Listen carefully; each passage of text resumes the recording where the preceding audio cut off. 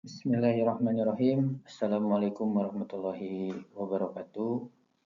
Alhamdulillah pada pertemuan hari ini kita bisa melanjutkan kembali perkuliahan kita khususnya pada mata kuliah kewirausahaan yang mana pada pertemuan ini kita akan lanjutkan melalui media online yang mana pembahasan akan saya share melalui link yang terkoneksi dengan YouTube.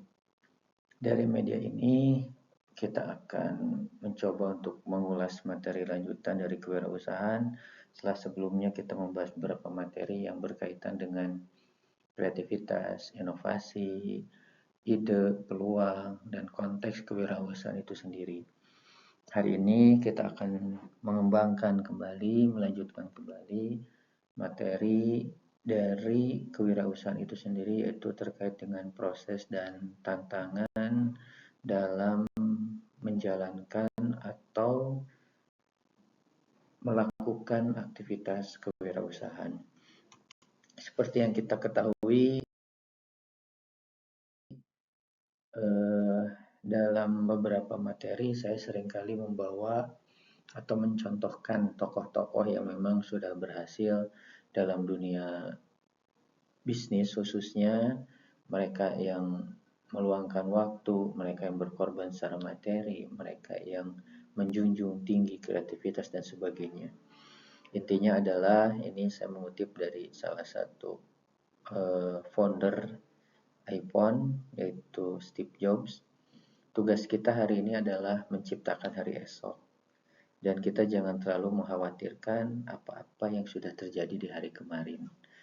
Ini juga sejalan dengan, kalau saya tidak salah satu hadis ya. Jika kita hari ini sama dengan hari kemarin, kita salah satu termasuk golongan yang rugi. Tapi golongan yang beruntung itu adalah ketika hari ini lebih baik daripada hari yang kemarin.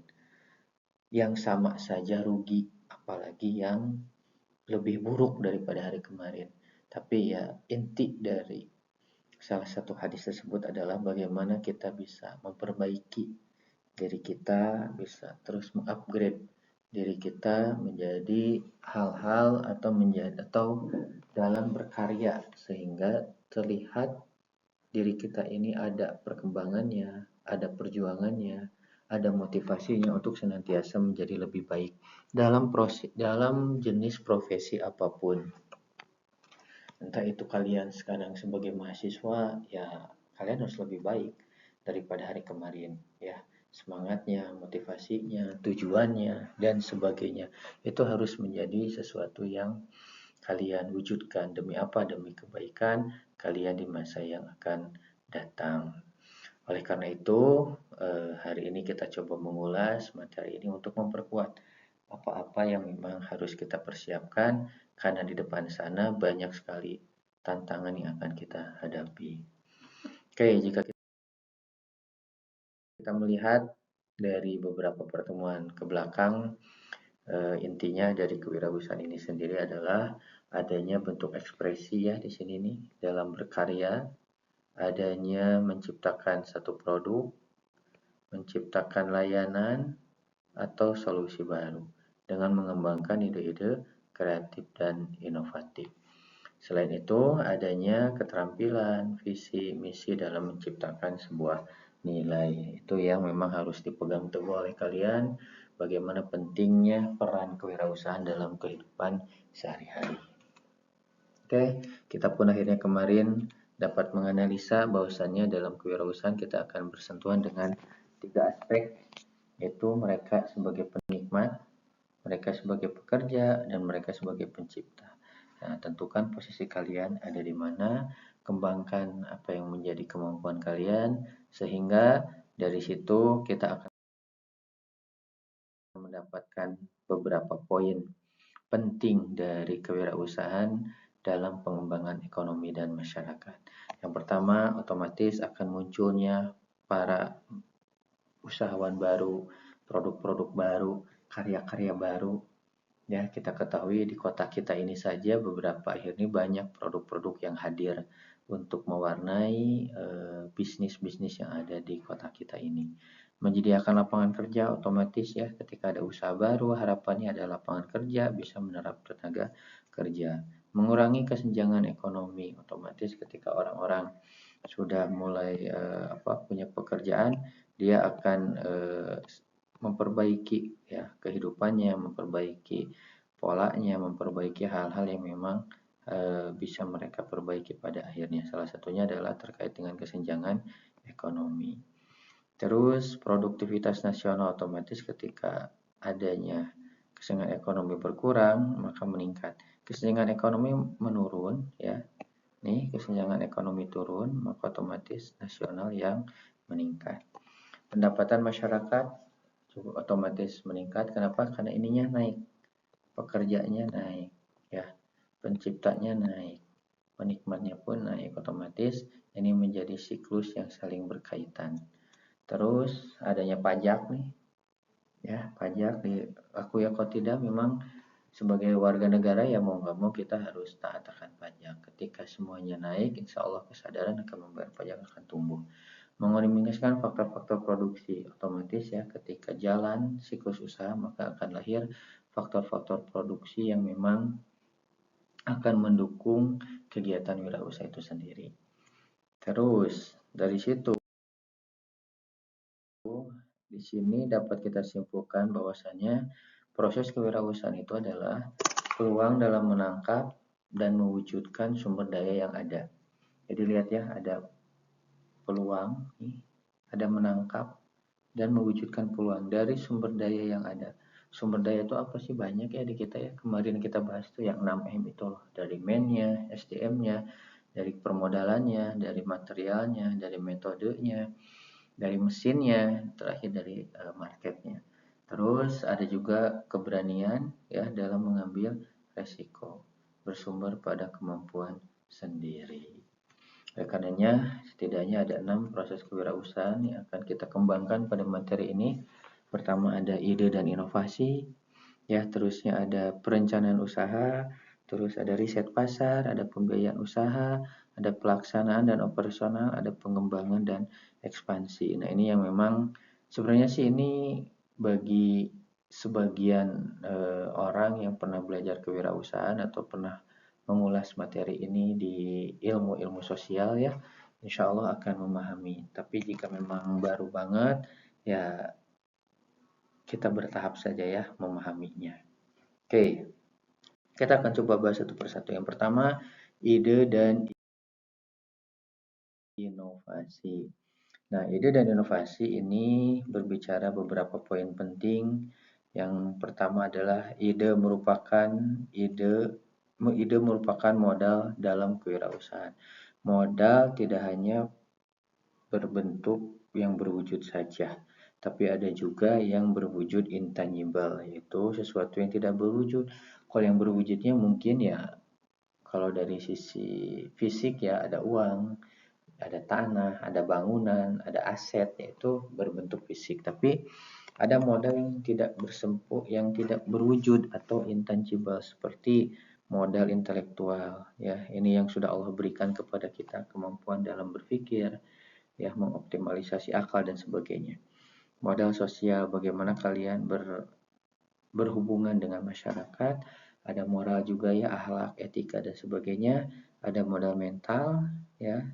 Ini modal yang Allah berikan lewat keberanian kita, lewat stresnya kita, lewat tekanan yang akan kita hadapi.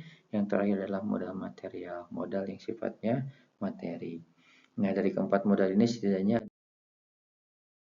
ada beberapa aspek yang harus kita pahami. Ada intellectual capital, ini isinya adalah kompetensi dan komitmen.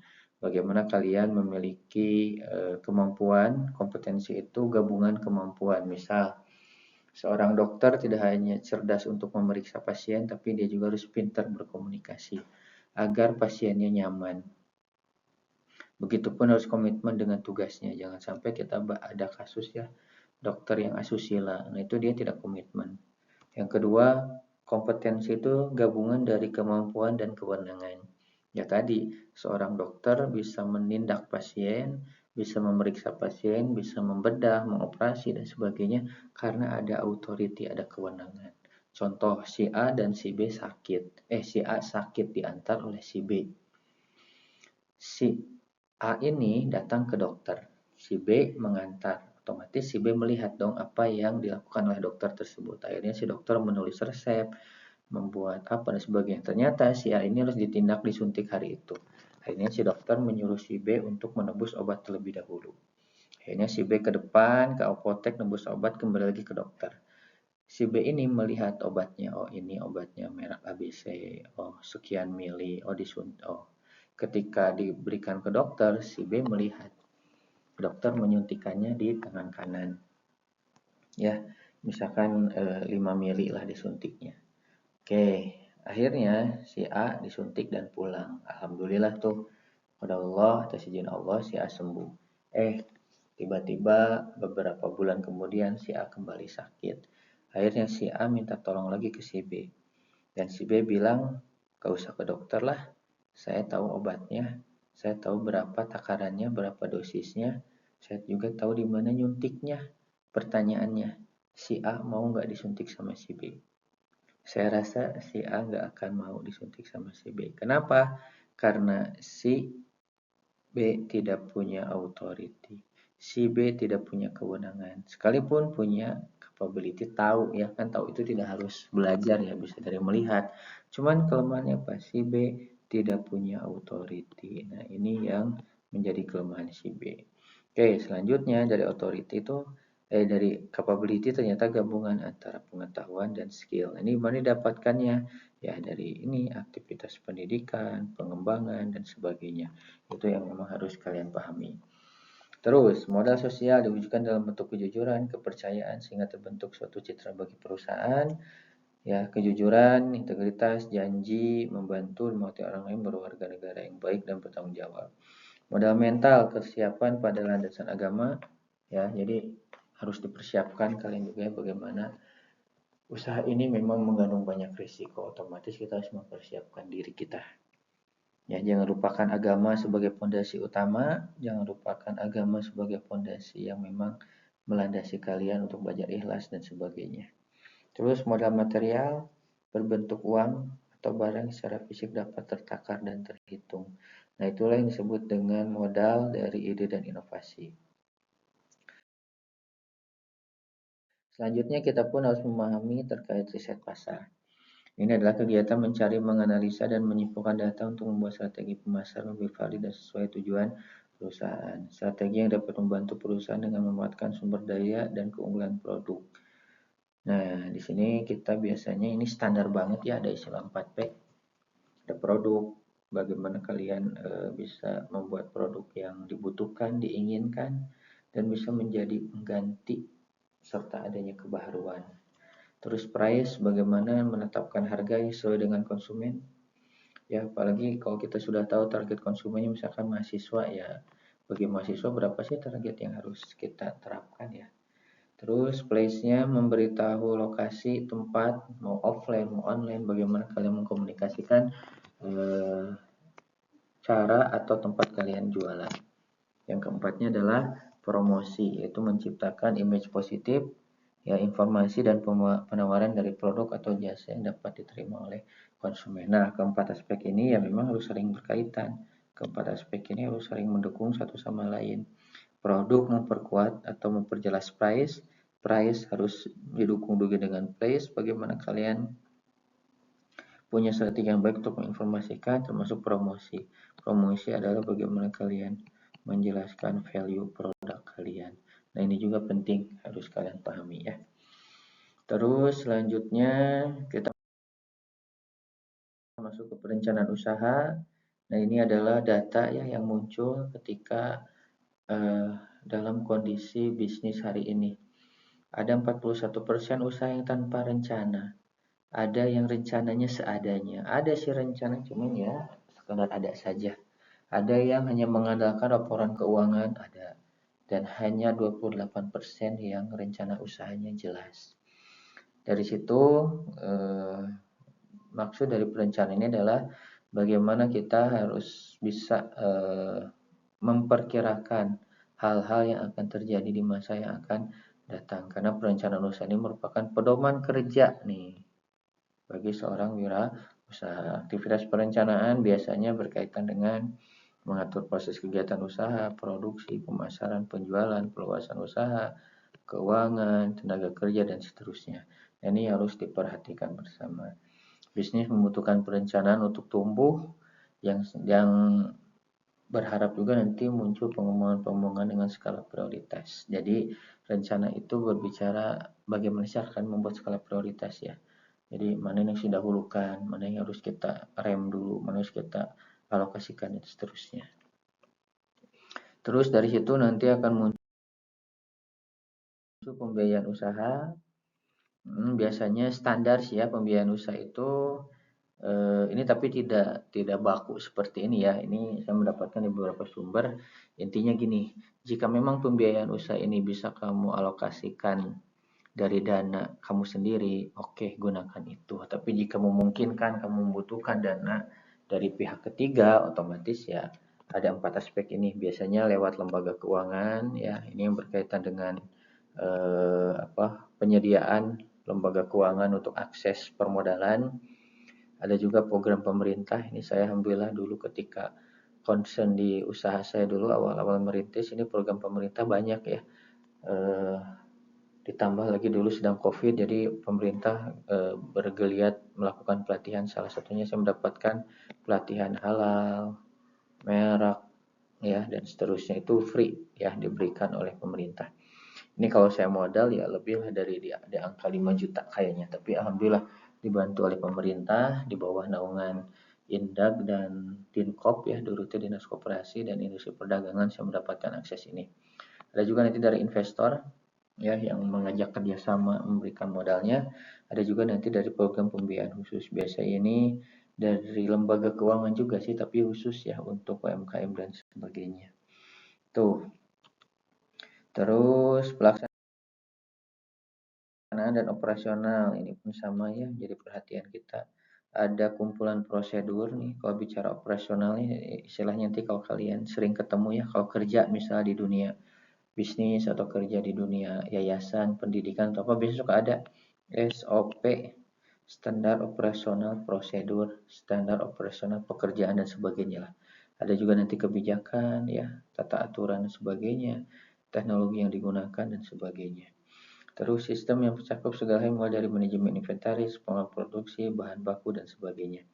Sistem operasional bisa akan meningkatkan efisiensi. Nah, biasanya di sini nih nanti. Kenapa ada operasional, ada SOP ini untuk meningkatkan efisiensi, pembiayaan yang lebih terpantau. Terus biasanya ada manajemen produksi, ya. Ini biasanya di sini mengelola produksi. Kalau dalam dunia usaha sih produksi itu biasa ya, seperti misalnya saya bikin produk roti ya, itu prosesnya membuat roti, menggoreng dan sebagainya. Ada juga nanti dari sumber daya berbeda kalau dalam jasa, misalnya travel, haji dan umroh, mungkin ya tidak ada produksi tapi adanya kerjasama dengan hotel, kerjasama dengan travel, kerjasama dengan akomodasi perjalanan dan sebagainya. Ya, terus manajemen hotel juga sama ya.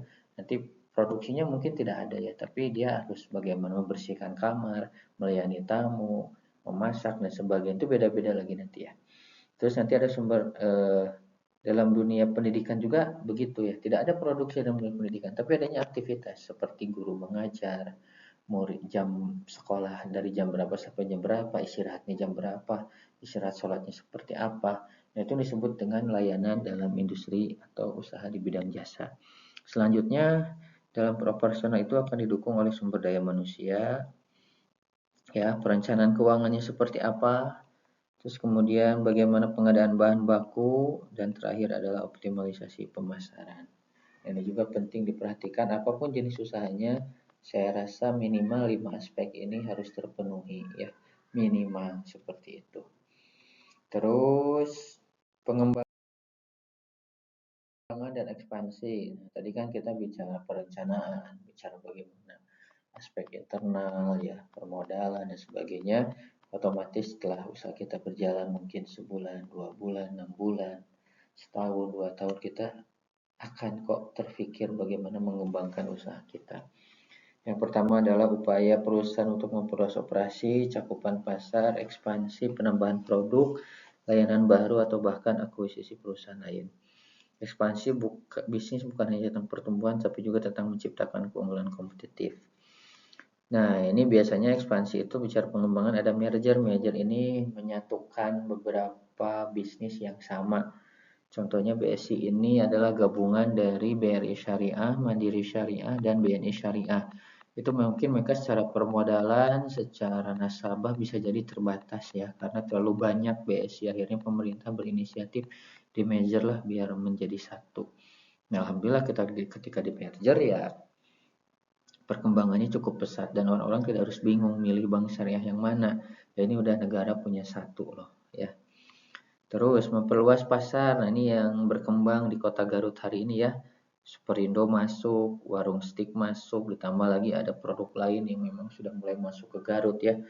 Nah, ini ada memperluas pasar. Terakhir saya kemarin di Leles baca apa ya, supermarket tuh selain Jogja, Asia, kita akan kedatangan Borma di Leles. Nah, ini ada memperluas pasar. Tujuannya apa ya?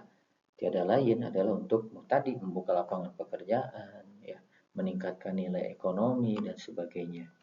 Terus layanan teknologi ini salah satunya kalau yang saya ketahui sih di perbankan ya BCA ya. Saya dulu pernah mengurus ATM di BCA itu kurang lebih 2 menit lah.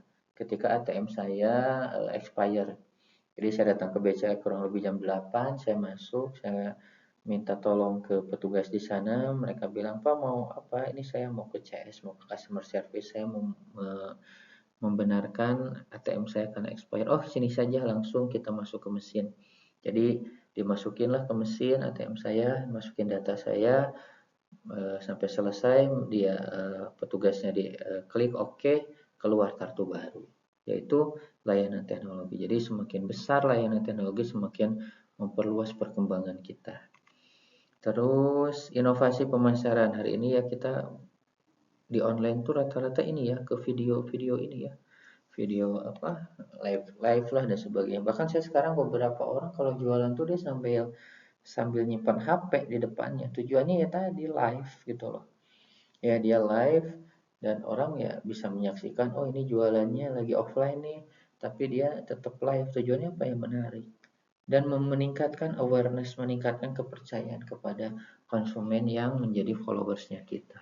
Nah inilah yang disebut dengan pengembangan dan ekspansi dalam dunia pasar. Terus selanjutnya tantangan kewirausahaan ya, seorang wirausaha tidak cukup mengharapkan gagasan kreatif yang tadi itu nih.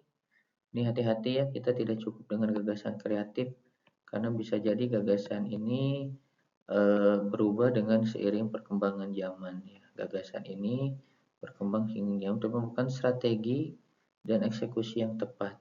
Ya, memulai usaha kita membutuhkan keberanian, tapi mengembangkan usaha kita tetap membutuhkan ilmu pengetahuan, membutuhkan kemampuan dan sebagainya. Keberhasilan tentukan banyak hal, tapi yang paling penting adalah kita benar-benar karakter. Nah, pahami karakter kita dan berada pada bidang yang kita sukai dan minati. Nah, ini nih.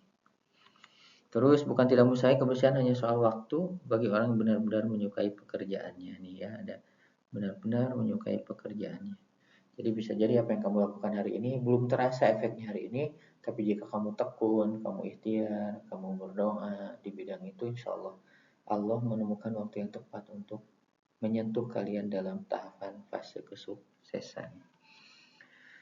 Terus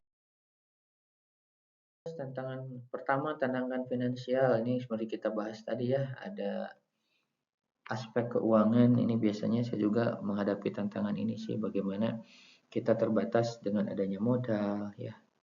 Terus kesulitan ketika modal ini sulit berkembang. Contohnya saya lah, saya tuh punya bisnis sudah jalan hampir 4-5 tahun ini ya. Memang terbatasnya di modal, selain modal di waktu juga, di fokus saya juga akhirnya ya sulit berkembang. Kenapa? Karena inovasi ini butuh waktu ya untuk bertahan di pasar yang kompetitif. Bagaimana caranya bisa kita meninjau anggaran ulang, jalin hubungan eksternal, kerjasama, tapi ya tadi kerjasama bisa ditempuh, tapi balik lagi saya punya keterbatasan waktu, jangan sampai nanti saya kerjasama, yang raja kerjasamanya kecewa dengan saya. Pendanaan alternatif ya, kita menjalin kerjasama tadi dengan pihak ketiga kalau dimungkinkan, kalau tidak sih saya tidak sarankan jangan ya.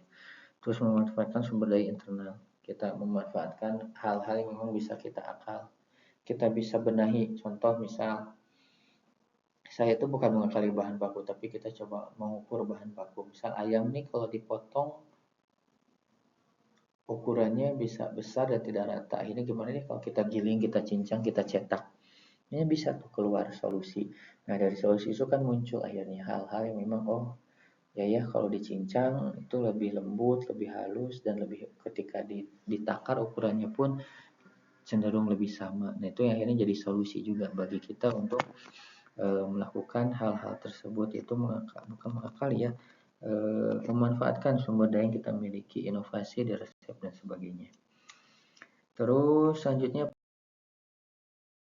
persaingan pasar ini juga sering ya. Jadi bisnis itu yang baik itu memang ketika punya pesaing. Cuman kalau pesaingnya banyak, lebih hebat, lebih kuat dari kita, ya yang muncul ancaman semuanya. Tapi ya oke lah. Kalian harus mandiri nih, ya. Jadi bisnis itu memang mandiri. Keduanya kita mempunyai tujuan sama. Pesaing itu sama. Dia pengen punya keuntungan. Bisa jadi pesaing pun takut dengan kita. Sekalipun bisnis kita belum besar-besar banget, tapi saya yakin mereka pun takut karena dalam bisnis itu dilarang kita untuk sombong, takabur, dan sebagainya itu jangan sampai kita ke arah sana. Terus kita punya sumber daya yang terbatas, sumber daya yang tersedia untuk mencapai tujuan tersebut sifatnya terbatas ya. Tadi waktu, bahan baku, alat. Sekarang tuh katanya di sektor makanan untuk beberapa bahan baku sangat terbatas karena karena berlari dengan ketersediaan pasokan bahan baku untuk MBG. Tapi ya kondisinya seperti itu dan ini disebut dengan persaingan. Terus selanjutnya manajemen waktu dan sumber daya, proses digunakan untuk memaksimalkan produktivitas dalam kehidupan kerja dengan menetapkan tujuan, mengatur ruang kerja, dan merencanakan cara membagi waktu ke dalam blok-blok yang bermakna. Manajemen waktu yang efektif dapat meningkatkan produktivitas, memastikan bahwa skala prioritas bisa dicapai dengan benar. Menyeimbangkan produktivitas dengan kesehatan bisa menjadi elemen namun menantang dalam memulai karir baru dan mempertahankan karya yang sukses. Jadi intinya bagaimana kalian bisa beradaptasi dengan waktu yang terbatas, itu kita punya hanya 24 jam per hari. Ini dimanfaatkan ya, dioptimalkan. Karena semua orang sama waktunya segitu ya.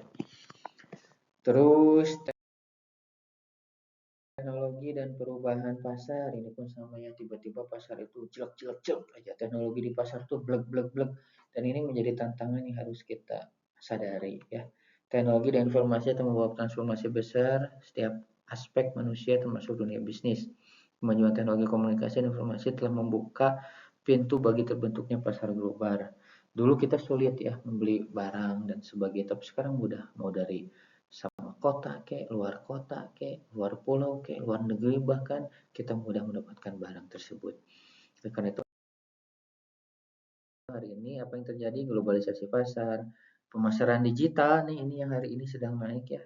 Saya sekarang kalau susah nyari barang di Garut ya sudah kita cari online. Kita nggak mau keliling-keliling Garut ya, macet-macetan, parkir sini, parkir sana, udahlah susah-susah tema cari online nih. Kalaupun ada ya kita harus nunggu paling beberapa hari. Itu pemasaran digital. Efisiensi operasional sekarang jarang orang yang buka toko besar-besaran ya, bahkan beberapa pasar, contoh di Garut aja, Garut Plaza yang mulai sepi ya. Kenapa ya?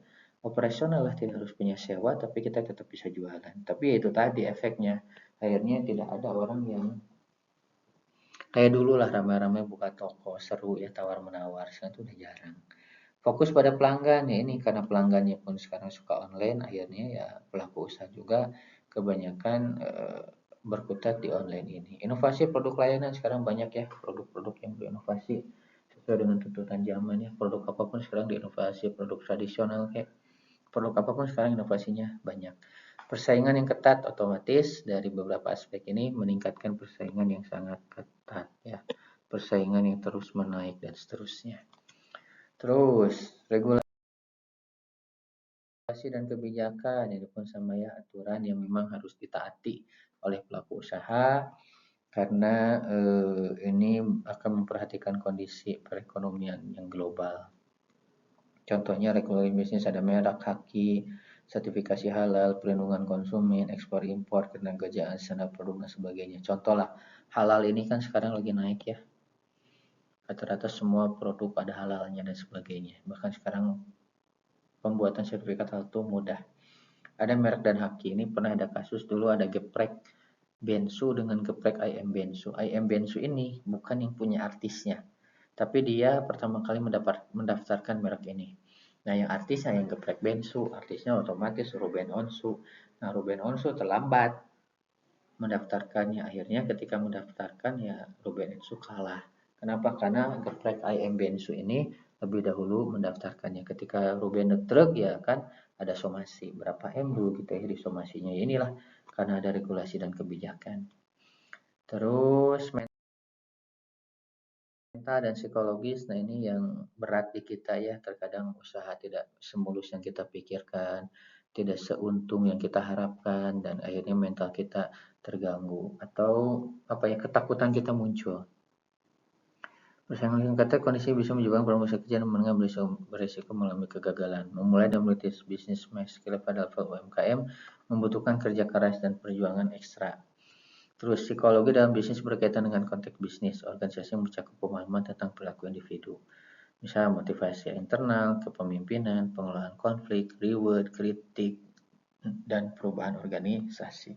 Nah, ini hal-hal yang memang harus kita siapkan. Terutama ini nih, masalah kritik dan saran. Biasanya kita sulit menerima ya ketika ada kritik dari konsumen, padahal itu bisa jadi masukan yang baik. Dari kritik saran nanti masuk ke sini motivasi internal, ada perbaikan, memimpin diri sendiri yang lebih baik, karena kepemimpinan ini sifatnya sifat ya. Jadi kepemimpinan ini adalah sifat yang melekat dalam diri manusia. Terus kelolalah konflik dan stres kalian, ya ibarat kalian belajar lah sehari-hari kan ada stres tuh, ada bingung, ya kelolalah konflik itu sehingga bisa meminimalisir gangguan mental dan psikologis kalian. Terus strategi alternatif dalam kewirausahaan. Yang pertama kolaborasi, ini penting ya, kita tidak mungkin hidup sendiri. Manusia ini diciptakan sudah bersosial, ada kolaborasi dan sebagainya. Strategi di mana dua atau lebih perusahaan bekerja sama mencapai tujuan bersama. Kolaborasi tentang berbagi ide, pengetahuan, sumber daya, keahlian dan sebagainya. Seperti saya gabung komunitas itu kolaborasi. Ada orang kesulitan jualan, oh ini bukan saya doang ya dan sebagainya. Seperti dulu saya pertama kali masuk ke GoFood tuh pernah dapat bintang 2, bintang 3 itu, bintang 1 bahkan pernah itu langsung ngedown. Tapi ketika saya buka GoFood yang lain seperti KFC, Pizza Hut, dan yang lainnya lah, itu ada juga mereka dapat bintang 1, tapi kan tidak semata tutup. Dan dari situ membuka, pengusaha besar pun ada komplainnya, itu kita terima, makanya kita harus kolaborasi. Ini bisa berbagi inspirasi, ya, memperluas network, meningkatkan cita perusahaan, dan membuat inovasi. Itu disebut dengan kolaborasi. Seperti saya beberapa waktu lalu, tahun-tahun sebelumnya, ketika usaha sedang oke-okenya, saya kolaborasi dengan jajanan Garut untuk iklan, dengan hobi makan Garut, dan sebagainya. Sehingga dari situ ya adalah cita perusahaan naik, dan inovasi pun membuat saya terus bertahan. Terus pengelolaan risiko, ini pun pentingnya kita memahami risiko, proses yang kompleks dan terukur yang dirancang untuk mengidentifikasi, menilai, mengurangi, dan mengelola risiko. Pengelolaan risiko merupakan bagian penting dari manajemen yang efektif.